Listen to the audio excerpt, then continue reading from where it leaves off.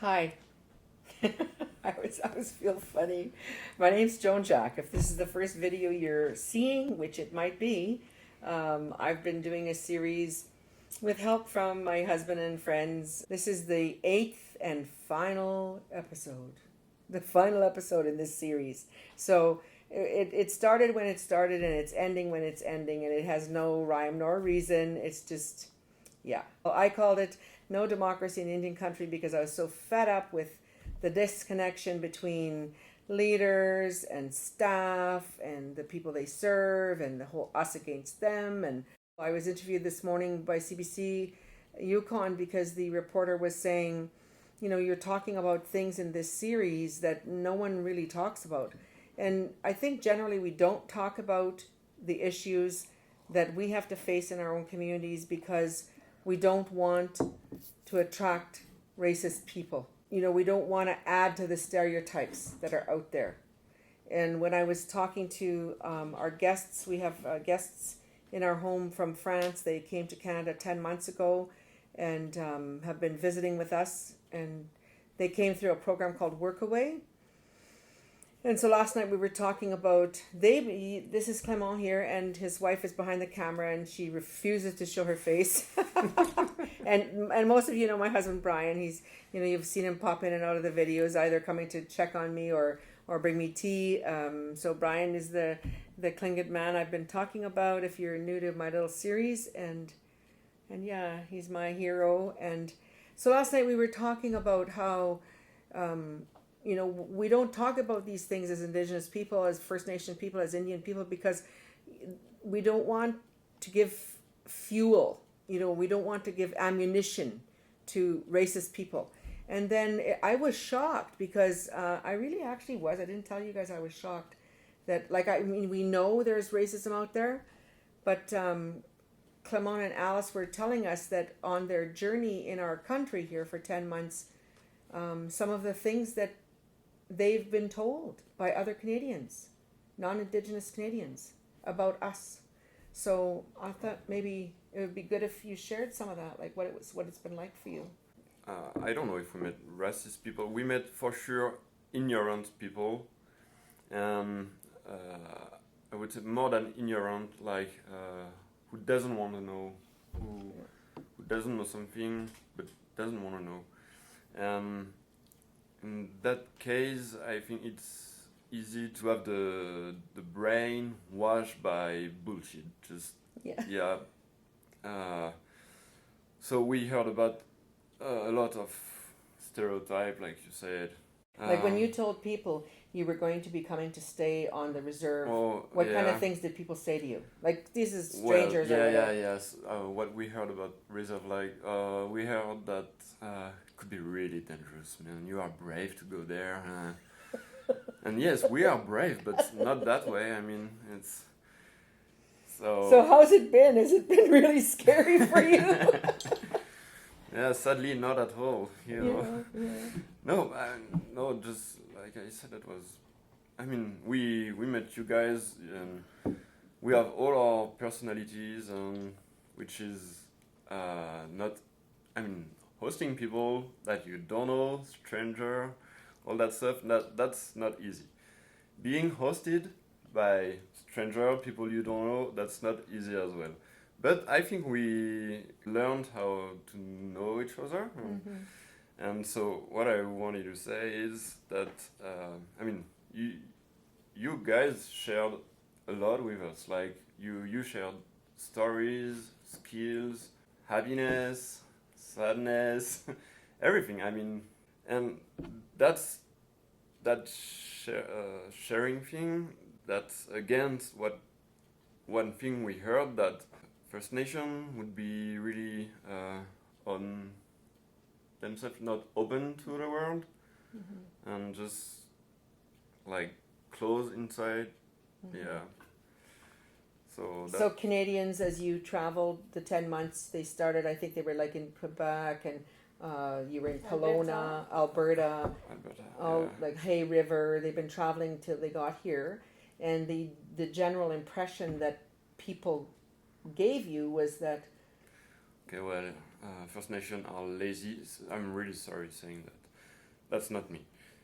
Lazy, They don't not want to work. unreliable. They are unemployed and they don't want to work. So on that note, I just want to say that I have to believe that most racism is born out of ignorance. Yeah, it is. Because if it otherwise, it's born out of malice, and then I just want to go die. This whole series has been about just touching. Brian would say sticking our toe in the water. Like, if I'm expecting Canadians to take responsibility for learning about who we are as Indigenous people. People come here all the way from France specifically to stay with an Indigenous family. That's amazing. It's amazing. And, my hands go up to you. Like, it's amazing that you would think that being with Indigenous people is worth traveling all this way. Like, it's a real honor. And yet we don't have that experience with Canadians in general. There's this idea in Canada that we're lazy and we're violent and that the reserve is somewhere they can't come and we don't want to work anyway, even when there is work, and all this bullshit, like you said.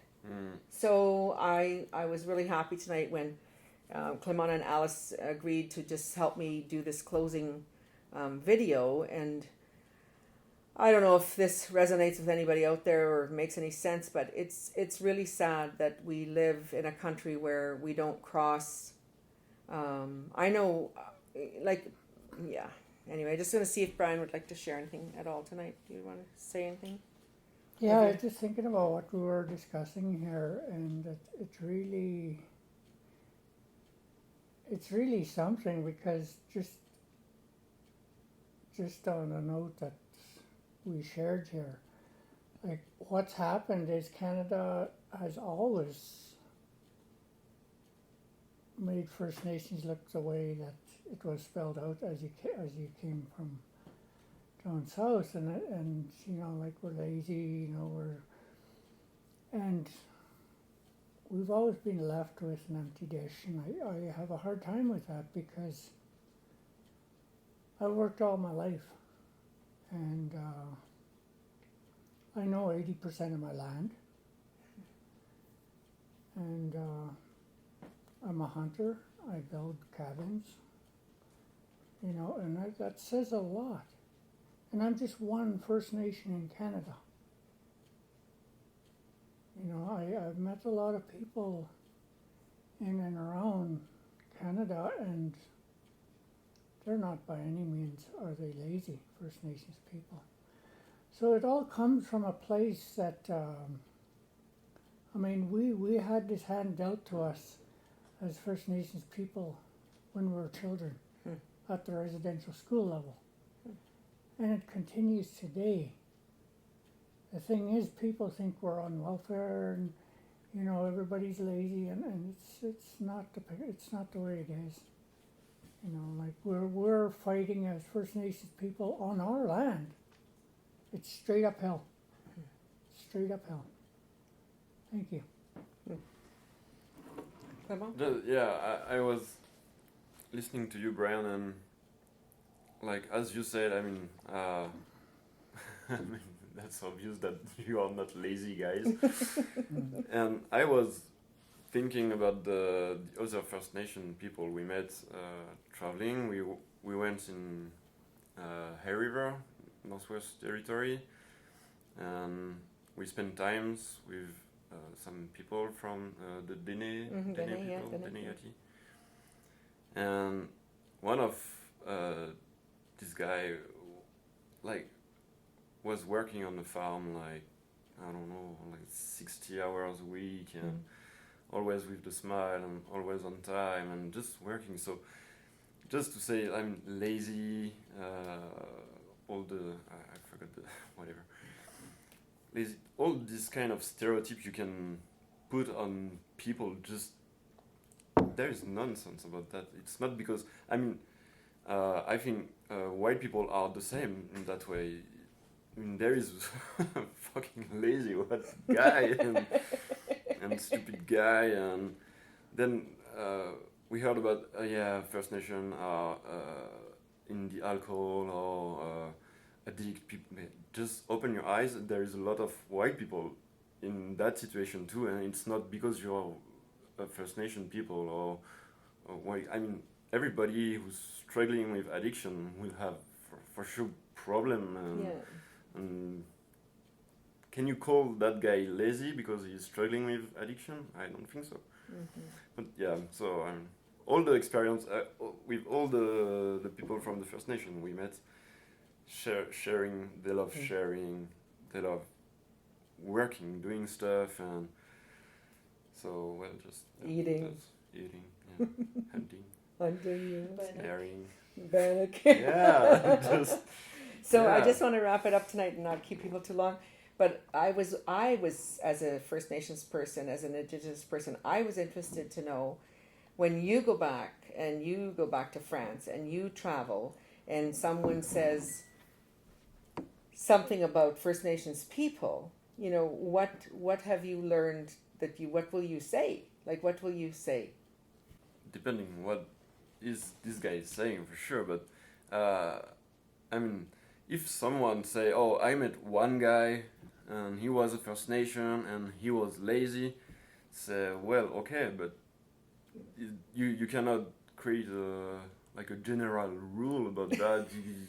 That's nothing. I mean, and so just go and visit them and spend time with them, and you will see how they are. Yeah. Just, Yeah.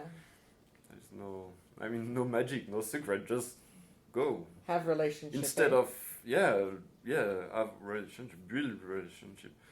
Instead of just carrying stories you don't know where they're from, just go and see by yourself. Yeah. Well, I just want to close our little series here. It was fun, you know. It was hard. Those of you that have been sharing the videos and commenting, I just want to thank you so much. There's been many messages I've gotten from people, and I want to thank Alice for helping me with this. And when she leaves, I'm back to my cameraman here. Brian's my cameraman, and I've learned a little bit how to upload to YouTube and how to edit. So I'm not sure what the videos out of this home will be like in future, but we had a great visit, and they're going to be leaving. Okay, so if you show that picture up there, that's Taku Jack. That's Brian's grandfather. And on June 17th, 1915, when I finished law school and was hired by the Taku-Tlingit First Nation, I found filing cabinets full of research that had been done by Brian's First Nation, Jenny Jack, Sylvester Jack, Edward Jack, people who are gone now, had done all this research to establish, under the Comprehensive Claims Policy of Canada, in order to file a land claim, you have to establish and prove, like you have to find archaeological evidence, you have to travel, and all of that was done. And when I got here, it was in a filing cabinet. And one of the documents that I found as I searched through the cabinets was a transcript of, on June 17, 1915, the McKenna-McBride Commission had come through Athlone here and met with Brian's grandfather, Taku Jack. And Taku Jack was speaking through an interpreter from Teslin, who was traveling with the treaty party. So there are some numbered treaties in British Columbia. In the far northeastern part of British Columbia, Treaty 8 comes into some of British Columbia. And down on the islands, on Vancouver Island, there's the Douglas Treaties. So treaties were signed with some of the Indigenous people here in British Columbia. But when they came up here on that day, there's a transcript from that day. And so Commissioner McDowell says to Brian's grandpa, "We've come to give you some land." And Taku Jack says, through an interpreter, I'm sure he could speak English, but he was speaking through an interpreter, and he said, "That's good. I like land. Where is it?" And then Commissioner McDowell says, "Well, it's here." And he points at this land. And then Brian's grandfather says, oh, it's a long transcript, but in short, he says, oh no. He says, "My name is Taku Jack. That's why my river is Taku River. And that's why this land all belongs to me. because I'm from here. And so you read the transcript, it's very interesting, and the commissioner is clearly frustrated, by the that Taku-Jack just can't get the idea of this land, that no one could give him his own land. And so then Commissioner McDowell says to him, well, we gave the Tahltans land. And Taku-Jack says, well, that's good. What's it like? Is it good hunting? Where is it? What's the weather like there? The Tahltans like land too. And so the commissioner's like super frustrated. And finally, the commissioner says to Brian's grandfather, well, you don't want it all for yourself, do you? And Brian's grandfather says to him, you've got no land to give me. This land all belongs to me. But there's enough for everyone. It should be as if we eat off one table. But the white man comes to the creek and gets gold and leaves. And then we miss him. And what always struck me about that, and brings me to tears, is the and then we miss him part. Like most people miss that completely.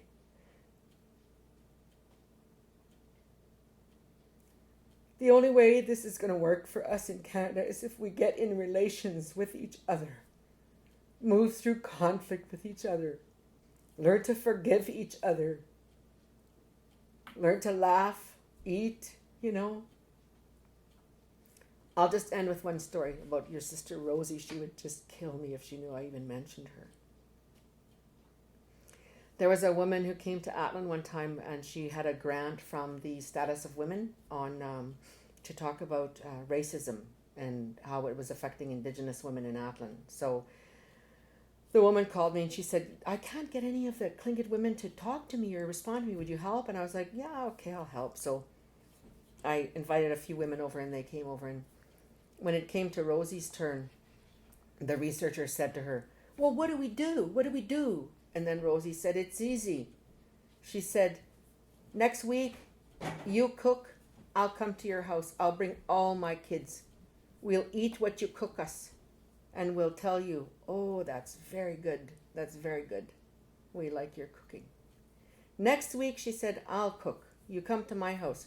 You bring all your kids. You eat what I cook. And you tell me, that's very good. We like your cooking. She said, pretty soon we'll be just going back and forth. We won't even know anymore. And I just thought, that's really it, Rosie. Like, we need to accept each other's differences and not judge them and celebrate them. I might not like something from your culture, but that doesn't mean it makes my culture better. It just makes your culture different. And so we need to celebrate each other's differences culturally and personally. And because if you think of a flower garden, the garden is not a garden because there's only one kind of flower. The garden is a garden because there's many, many, many kinds of flowers. So it would be boring. It would be boring. Yeah. So thanks for tuning in and sharing, and I may do this more, I'm not sure, but tonight that's it for now. Series 1, last episode. Thanks.